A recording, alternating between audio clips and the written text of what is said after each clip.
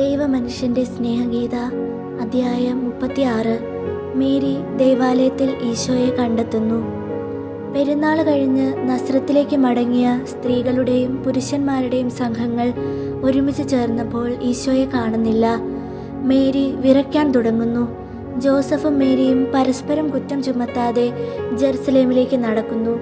ക്ഷീണമോ വിശപ്പോ മേരിക്കില്ല. മടക്കയാത്ര ദീർഘമാണ്.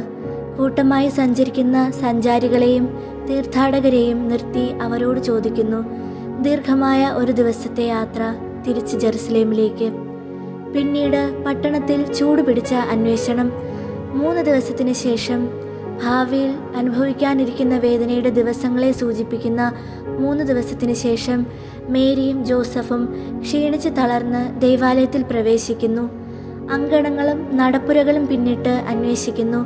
ഒരു ഫലവുമില്ല. എന്നാൽ പെട്ടെന്ന് ആൾക്കൂട്ടത്തിൻ്റെ പിന്നിൽ അവൻ്റെ സ്വരം കേൾക്കുന്നു. ജനക്കൂട്ടത്തിലൂടെ വഴിയുണ്ടാക്കി അവൾ അവൻ്റെ അടുത്തെത്തി. അതാ അവളുടെ പുത്രൻ കൈകൾ നീട്ടിപ്പിടിച്ചുകൊണ്ട് പണ്ഡിതന്മാരുടെ മധ്യത്തിലിരിക്കുന്നു.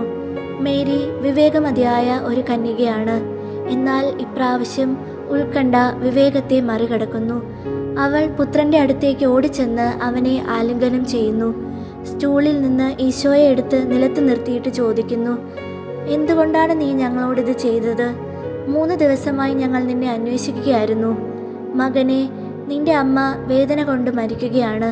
നിന്റെ അപ്പൻ ക്ഷീണം കൊണ്ട് തളർന്നു പോയിരിക്കുന്നു. എന്തുകൊണ്ടാണിത് ഈശോ? ഒരു ദൗത്യത്തിനായി ഞാൻ വിളിക്കപ്പെട്ടു. ഞാനത് നിർവഹിക്കുകയായിരുന്നു. ഭൂമിയിലെ അപ്പനും അമ്മയ്ക്കും മുകളിലായി ദൈവമുണ്ട്, ദൈവപിതാവ്. അവിടുത്തെ താല്പര്യങ്ങൾ നമ്മുടേതിനേക്കാൾ ഉപരിയാണ്. അവിടുത്തെ സ്നേഹം മറ്റെല്ലാത്തിനേക്കാൾ ശ്രേഷ്ഠമാണ്. ഈശോ പറയുന്നു, പണ്ഡിതന്മാരുടെ രാജ്ഞിയായ മേരിക്ക് നൽകിയ പാഠത്തോടെ പണ്ഡിതരെ പഠിപ്പിച്ചു കൊണ്ടിരുന്നത് ഞാൻ പൂർത്തിയാക്കി. അവൾ അതൊരിക്കലും മറന്നില്ല. ഞാൻ എളിമയോടെ അനുസരണയോടെ അവളുടെ സമീപത്ത് തന്നെ ഉണ്ടായിരുന്നു. എന്നാൽ എൻ്റെ വാക്കുകൾ അവളുടെ ഹൃദയത്തിൻ്റെ ആഴത്തിൽ വേരുറപ്പിച്ചിരുന്നു. ഞാൻ ഭൂമിയിലായിരുന്ന അടുത്ത 21 വർഷത്തിനുള്ളിൽ ധാരാളം സൂര്യപ്രകാശവും ഏറെ മേഘങ്ങളും ആകാശത്തിലുണ്ടാകും.